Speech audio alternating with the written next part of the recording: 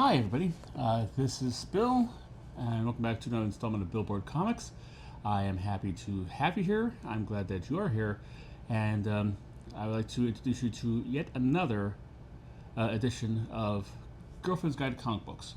As I said before, and I'll probably say again, this is not a misogynistic way of telling girls what they need to know about comic books because they deserve to have that thing. This is for anybody who is a significant other of a comic book collector. It could be buying comic books for your girlfriend or your boyfriend or your father or son or daughter or whatever. But this is a way, once again, repeating the story about this, my wife decided to buy me a bunch of comic books for the holidays one year, and I gave her a list. But there are so many intricacies of the actual comic book collecting hobby that she didn't know that I had to give her a primer on the fly for it. And I came across the idea that many people who love comics might actually benefit from the same stuff. So I'm trying to pass my knowledge on to everybody through these videos. This is the second in our segment on the top 20 highest grossing comic books broken down by ages. This week we'll be covering the Silver Age. Last week we covered the Golden Age. At the end of the video I'll have a link to it if you want to. And next week will be Bronze, and after that Copper. And we'll close out with Modern Age. So if you find any value to this, please hit subscribe, hit the notification bell, and you'll be alerted next time this pops up. And also probably every other video I have on here. I have a whole bunch of videos about the history of comic books through my own personalized growing up collecting them, and also a whole bunch of girlfriend's guides that might help you if you're a novice or a new person coming into the hobby, or like I said, a person who loves comics, to help getting up to speed on this. So let me just start this by saying, like, this is the starting to get into like a little bit more less valuable, less expensive books this time, but still pretty much out of many people's price range. I do have one issue in my personal collection on this list, and I'll let you know what it is. If you've been following this site and my videos, you probably know which one it is already, or have a guess. But just let you know how I got this list. This list is taken from the Overstreet Comic Book Price Guide for 2024. They have several pages devoted to the top comic books via price in their book, and I just took that from there and transferred it over. However, by the time you watch this, the 2025 version will be out, and you have that and try to compare and contrast that list with this list, there may be discrepancies. There might not, I don't know. I'm in the past, and you're in the future, and who knows what the future can tell. But if there's any discrepancies in price or ranking, that's why. And just to give you a better kind of perspective on price ranges and stuff like this, I've also included in here prices from Key Collector, which is a free online service that tells you the value of your comic books, and also Comic Base database program. It's one I use to catalog my comic books, and it gives prices for its books as well. For Key Collector, they already break it down to low and high for you, but for Comic Base, I decided to use the qualifications as high being CGC 9.8, because 9.9 and 10.0s are really hard to get, and so I try to get the one that has the most chance of getting it. Not that you'd find a lot of these in 9.8. 9.8s are still rare too, but I decided that'd be the high point for value. And for low point, I had a raw, which is ungraded comic book, in poor condition, which is the lowest condition you can have. So that's where I got my low and high for Comic Base. So without further ado, we'll get into this. And as an added bonus, you can see watch my hair dry throughout this. I just got out of the shower, so if you lose interest, just watch that. Now, without further ado, let's start with number 20. Number 20 is Justice League of America, number 1. Came out in 1960. Overstreet has a price of $32.5 thousand. Key Collector has a high of $8,000 and a low of $800. And Comic Base has a high, which again, CGC 9.8, of $16.8 thousand and a low of $225. This is the first appearance of the Justice League of America in their first book, in their own book. And this is why I put all the other pricing softwares in there to give you a contrast. You can see in just this one entry the difference. It goes from $32 to $8 to $16,000. It's all over the board. Keep this in mind if you're buying something for your loved one. Like, shop around. This will give you a price range of what to expect to pay for a good quality comic book of Justice League of America number 1. It could be like $32,000 or it could be $8,000. It's going to be pricey regardless. I don't think $8,000 is that easy to get these days. However, this will give you a good idea. And this is a good idea about the pricing in the market. I could probably went through 15 other online pricing things and all kinds of stuff. Probably got 15 different prices as well. Keep this in mind. This is a guide. This is not a definitive yes. I don't know what that means. All right, moving on. Number 19 is Our Army at War. Year came out in 1959. Overstreet has it as being $32,000. Key Collector has a high of $15,000 and a low of $1,500. And Comic Base has a high of $30,300 and a low of $400. This is the first appearance of Sergeant Rock in comic books. His first full appearance.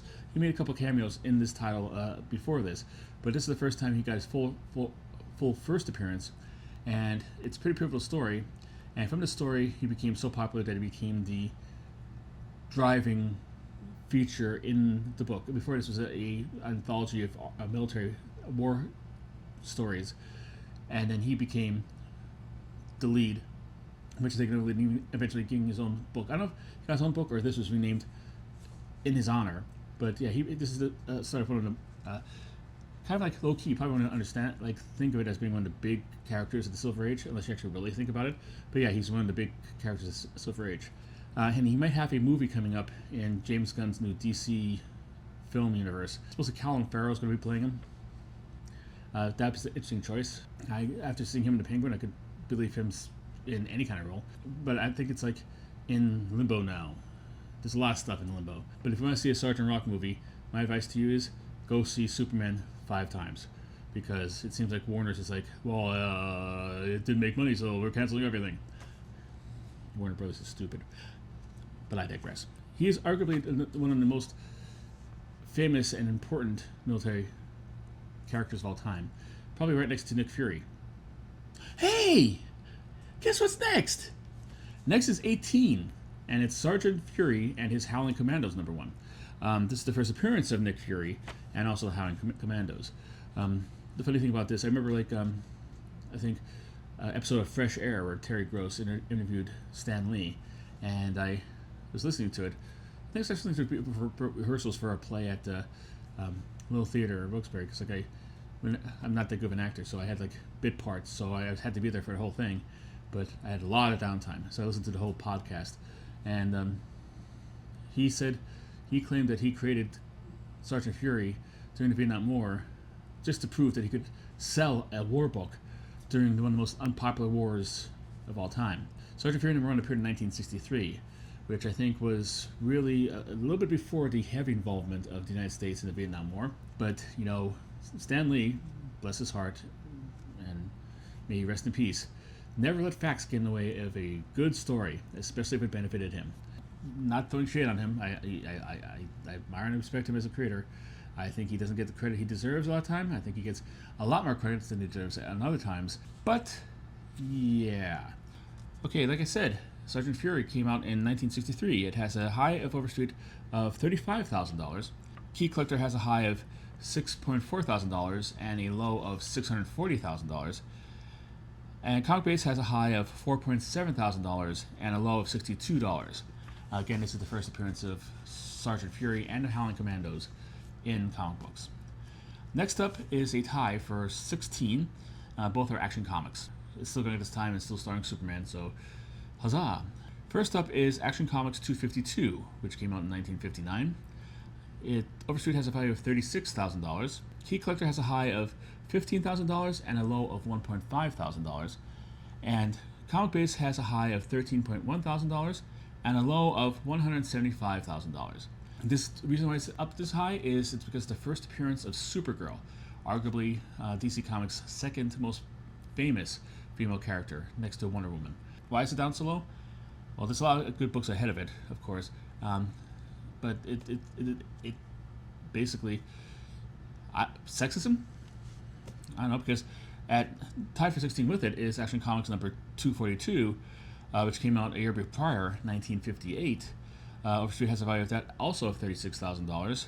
Has a high of Key Collector has a high of $10,000 and a low of $1,000. And CBG Comic Base has a high of CGC 9.8, set you back $7,700, and a low grade poor copy of it should set you back $155. No thousands. And the reason for this is because of the first appearance of Brainiac.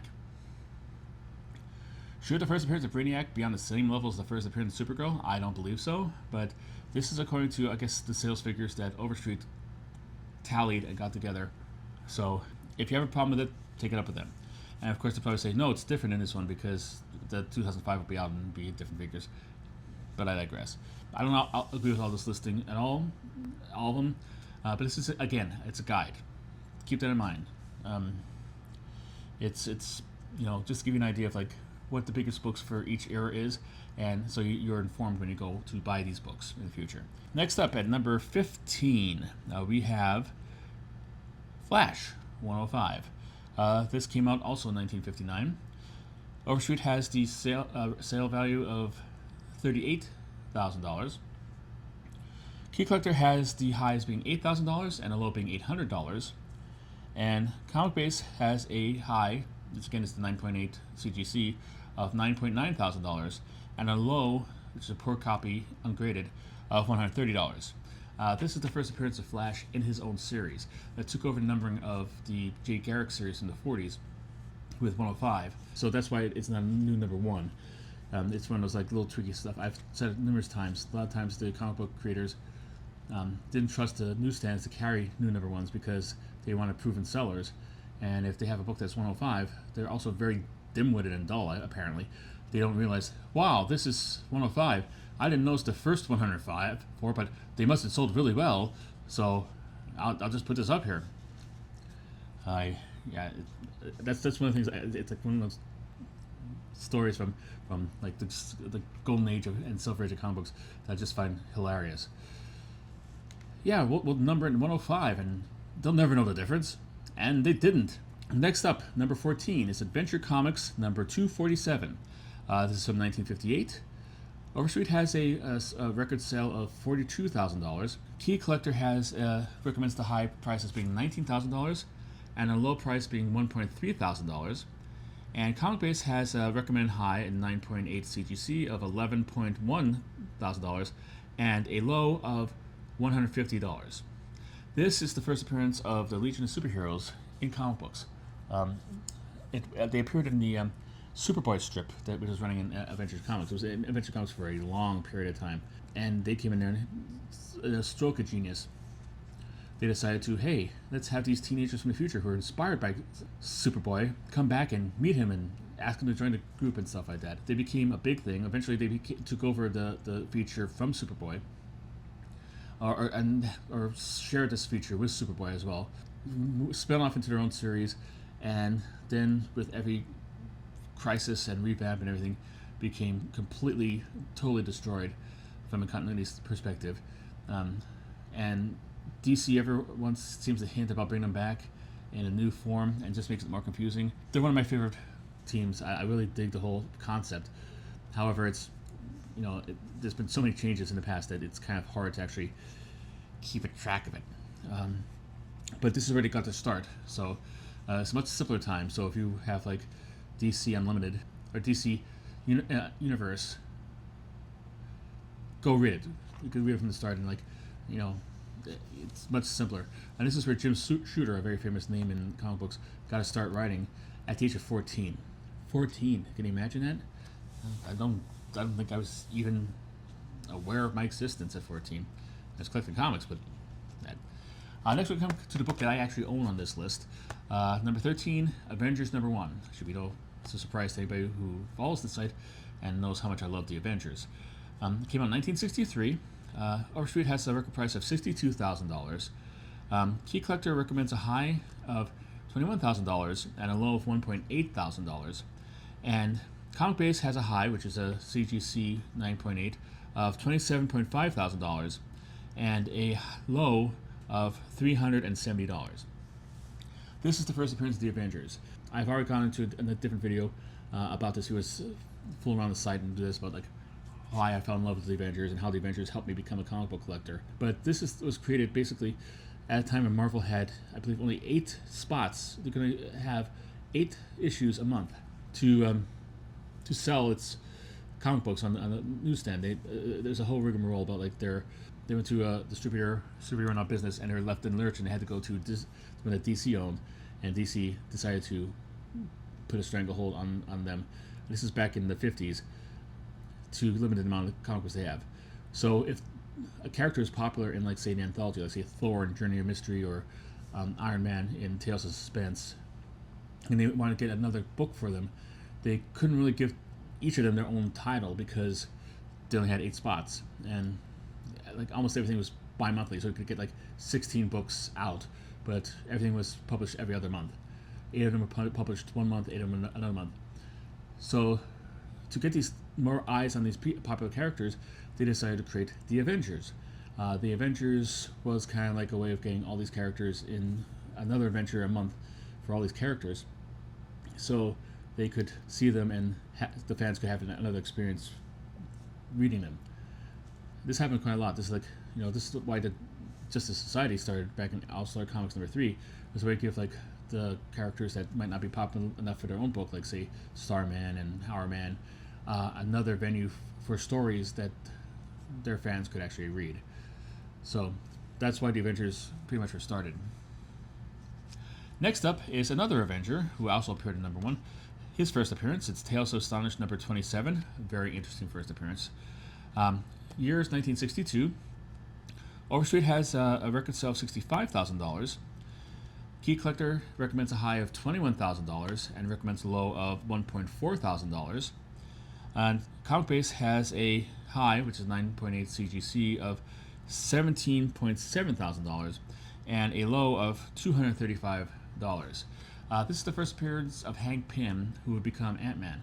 However, he wasn't intended to be a superhero in this story. Marvel had a lot of comics during the time, like some are romances, some are like teen comic books, but a lot of them were horror. And this is the time after the whole U.S. Congress hearings on comic books and EC Comics being destroyed by it, and the Comic Code coming into effect, and you couldn't really have true horror books in there. Mostly it's just like psychological horror and monsters and stuff like that. This story was a horror story about a scientist who develops a way to shrink himself and ends up coming into an anthill and has to fight his way out. Apparently the story is very popular, so Stanley decided when the superheroes became more in fashion, and Marvel started to make them more often, they decided to make the main character from this horror story into a superhero. He'd be Hank Pym, and who eventually became a mastery of the ants and became Ant-Man. And eventually became Giant Man, then Goliath, then Yellow Jacket, then Dr. Pym, and the Wasp, I think, a little bit after his wife passed away. Has not been treated well with Marvel over the years, so if you're a fan of him, you know exactly how bad he was treated, but he got to start here, so that's his first appearance. Next up is another first appearance, this one from DC. It's from Showcase #22. Showcase was as the title exclaims, a showcase for new and characters and concepts that DC was trying out. It is the throw it on the wall, see if it sticks, run up a flagpole, see if anybody salutes kind of title. There will be another big main first appearance coming on later in the list. Spoiler warning, and if you're a comic book fan, you probably know it's got to be on here. But this one was the first appearance of Green Lantern. This is a revamp of the 1940s character, only it took it from like more of a supernatural that one was into more of a spacefaring science fiction concept. It's the first appearance of Hal Jordan as Green Lantern and Green Lantern Corps and all that jazz. Came out in 1959. Overstreet has a sale price of $70,000. Key Collector has a recommended high of $35,000 and a low of $2,200. Comic Base has a high of $22,100, and that's again for a CGC 9.8, and a low of $295, which is a ratty, barely considered comic book.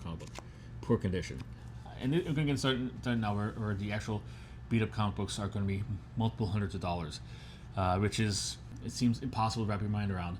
But yes, some of these are so valuable that people would even want one that's completely destroyed. No covers or pages missing or whatever. Let's go into the top 10, and we're going to top 10 with the introduction of one of Marvel's greatest villains. It's Fantastic Four number 5, which hit in 1962. Overstreet has a record sale of $82,000. Key Collector recommends a high sale value of $32,000 with a low of $3,500. And Comic Base had a high 9.8 CGC value of $45,600 and a low of $600. This is the first appearance of Doctor Doom in Fantastic Four. It will not be the only Fantastic Four on our list. Spoiler warning, but not really a spoiler if you are familiar with comic books. Obviously, this like I said, this is from the 2024 book, probably published before or right around the time when Robert Downey Jr. was announced as being Doctor Doom in Avengers Doomsday. So this book probably might go up more, or the value might increase in the future volumes. So take this as a guide, but you might have to pay a lot more than this if you want to get a copy nowadays. At number 9, Tales of Suspense number 39, from 1963. Overstreet has a value of $92,000. Key Collector has a recommended high of $44,000 and an advised low of $6.2 thousand. Comic Base has a high of $69,000 and a low of $925. Why are you almost paying $1,000 for a ready-ass copy of this comic book? Because it's the first appearance of Iron Man in comic books.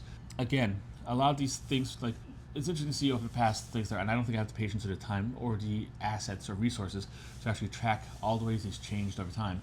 But the effect of the Marvel Cinematic Universe had a lot of effect on these, along with inflation and a whole bunch of other factors and stuff like this. But this was probably a whole lot cheaper prior to 2008. That's when the first Iron Man movie came out. All right, number 8 is Brave and the Bold, number 28, from 1960. Overstreet has a record sale of $95,000 and has Key Collector recommends a high price of $74,000 for a low price of $2,200. Comic Base recommends a high sale price in CGC 9.8 of $19,200 and a recommended low price of $255. This is the first appearance of Justice League of America in comic books. Brave and the Bold, if you're my age or around there and not really key onto comic book history, you might consider being just a Batman team-up book. And it was from about like issue 50 on, with certain kind of like issues where he didn't appear, kind of stuff it is. But mostly it's Batman teaming up with somebody else like Sergeant Rock or Metamorpho or Captain America. Not Captain America, he's a different thing. What am I thinking of? Green Lantern, because they're the same character. I'm an idiot. But nonetheless, a whole various characters and stuff like this. But the actual book started out like many books at this time as a anthology. The first couple of issues I think featured a rotating like 3 stories per issue. One with a silent knight, which is medieval knight who does not speak. The Viking prince, a sword like a swashbuckling kind of thing from the age of the Vikings, and Robin Hood was in it. It kind of like then it morphed into a tryout book. This is where the Suicide Squad got their first appearance. This is where the Silver Age revamp of Hawkman made his first appearance. And a lot of them are very valuable and stuff like this, but the most valuable of all of them is the first appearance of Justice League of America, which of course is a revamp of DC Comics' Justice Society of America concept. So this is where I got to start here. Next up, number 7, Journey into Mystery, number 83. This came in 1962. Overstreet's price is $125,000. Key Collector recommends a high of $81,000 and a low of $4,200. And Comic Base high, which would be 9.8 CGC graded, it would be $57,800 and recommends a low, poor copy, ungraded, of $775,000. This is the first appearance of Thor in comic books. Thor, of course, is a real, not a real life. He's an actual character from mythology, Norse mythology, who has been around since the Norse were being mythological. It's just Marvel taking stuff from religion and making it into something. They did the same thing with Hercules and a whole bunch. Hercules is very popular across all aspects. Thor, less popular. Marvel pretty much has that locked up. But this is his first appearance as him as a comic book character. Next up, number 6 is Amazing Spider-Man number 1. This is the first appearance of Spider-Man in his own series. Also the first appearance of the Chameleon, one of his main villains. The year came out in 1963. Overstreet has a price of $150,000. Key Collector recommends a high price of $82,000 and a low of $4,500. And Comic Base has a recommended price of 9.8 CGC as being $72,000 and a low of $950. This will not be the the last time we're hearing Spider-Man on this. And since we're entering the top 5, you can probably guess what the next one is, and it's going to be a big one. Next up, number 5, we'll go back to Showcase again. For the other major big first appearance in Showcase, Showcase number 4. Year was 1956.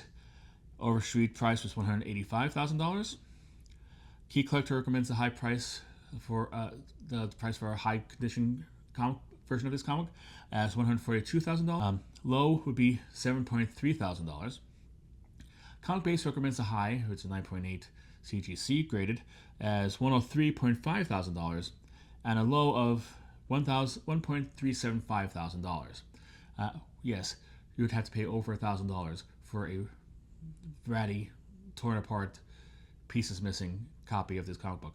Why? Because it's the first appearance of the modern day Flash, the Silver Age Flash, Barry Allen.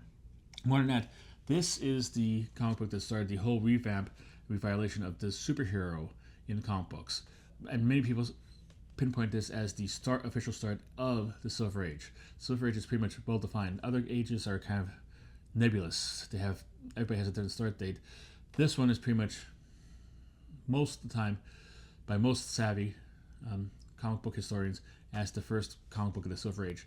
Although a lot of people might make the argument for the first appearance of Martian Manhunter, which happened before this, or the first appearance of the Fantastic Four, which we'll get to in a couple minutes, as the first star there. I picked this one because without this, we wouldn't have a superhero resurgence, and we wouldn't have a Fantastic Four number 1.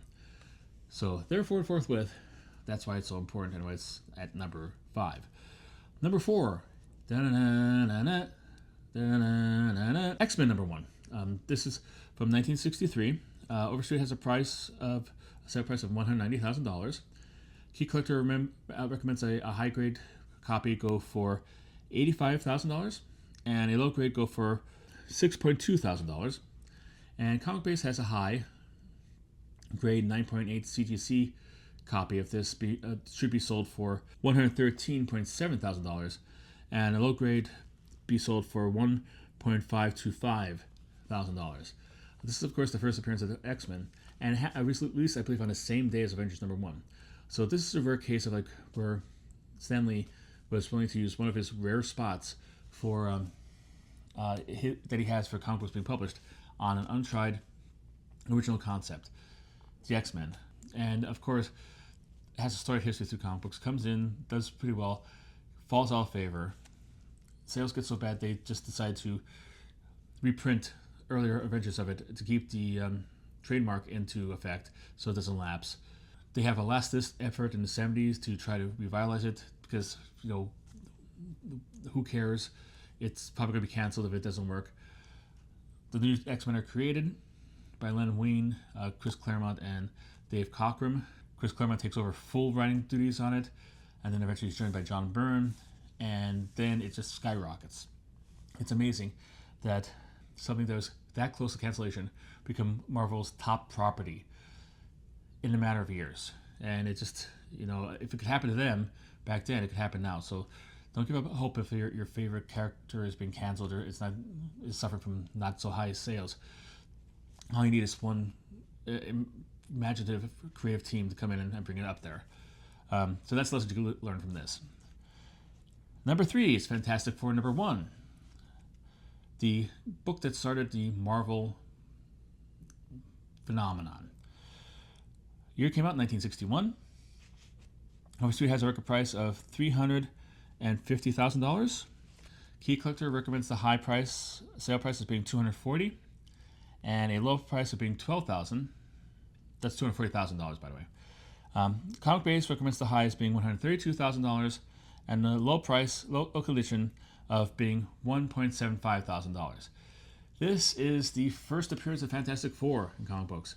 Revitalized the comic book industry forever and provided like a suitable alternative to DC Comics. DC Comics dominated comic books at this time. They were by far and away the number one comic book company ever. And then Marvel came up with this and created a whole new way of looking at comic books, a whole new like revamped way of comics. Like the characters inside weren't perfect paragons of virtue. It wasn't like, unassailable characters who had no care in the world except for like whatever villain they're facing that month. These are people who, even with their fantastic powers, seem to actually operate in the real world. Fantastic Four had problems with their neighbors about like they were concerned about redoing experiments in his laboratory up on the top floors of this. They had problems with bills. They ran out of problems. Like they had squabbles between each other. They like people got depressed. People got angry. People fought with each other. So it brought a more human kind of thing that which Stan Lee and Jack Kirby and Steve Ditko and a whole bunch of other people spread off over the entire line. All this kind of like real world take on heroes became the Marvel status quo, and they eventually, even with their limited amount of space on the newsstands, was able to gain popularity until eventually they were able to expand in line because even like the people who ran the distributor realized they're missing out on money by not publishing more Marvel comics. So it's very important. So, but why is it at number 3 and not higher? Well, because two of the most iconic characters in comic books first appearance take up those two spaces. Starting with number 2, which is Incredible Hulk number 1. Came out in 1962. Overstreet has a value of $430,000. Key Collector recommends a high condition be sold for $210,000 and a low be sold for $7,000.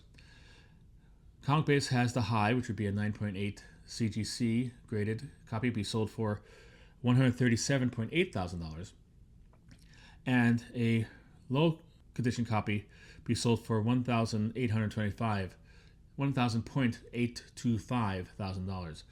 This is the first appearance of Hulk in comic books. Basically, it's a rip-on, kind of like the Frankenstein monster meets Jekyll and Hyde meets the Atomic Age, all kinds of stuff meshed together. Like I said, and I'll probably do a whole series on this, comic books usually drew from a lot of experience. And you might say they ripped off or copped or aped stuff. They kind of made it their own. The Hulk debuted, and it probably wasn't all that popular. This series only lasted 6 issues before it was canceled. And then he started appearing in like the Avengers, and then eventually in Tales to Astonish, he took over the co-lead with Submariner. No, he took the co-lead eventually with Giant Man, and then Giant Man was replaced by Submariner. But as such, his first appearance here is slightly more valuable than it would if he had a continuous run all the way from like 1 to 700. So, but that's just why he's there. Hulk, you can't deny, as being arguably at one time before the X-Men came in and became popular, was Marvel's number 2 character in the world. More people, he became part of the pop culture ephemera, and like when people get angry and they throw a tantrum, they're being accused of hulking out. It became a TV series, a bunch of cartoons, obviously a number of movies, obviously a big part of the Marvel Cinematic Universe. So he's a big character, but he's not Marvel's number 1 character, and you should probably know who it is by now if you don't know already. The first appearance of this character in Amazing Fantasy number 15 is our number 1 book by price for the Silver Age. Came out in 1962. It was the last issue of an anthology. The story goes that since it was the last issue, they just decided to throw anything in there, and even Stan Lee's wacky idea of a teenage boy who gets bitten by a spider and gains the proportional powers of a spider without the whole shooting webs from its butt, which, to kind of change for the movies and in future stuff, but back to it's a thing. Yes, I'm talking about Spider-Man. This is the first appearance of Spider-Man in comic books. Overstreet has a record sale of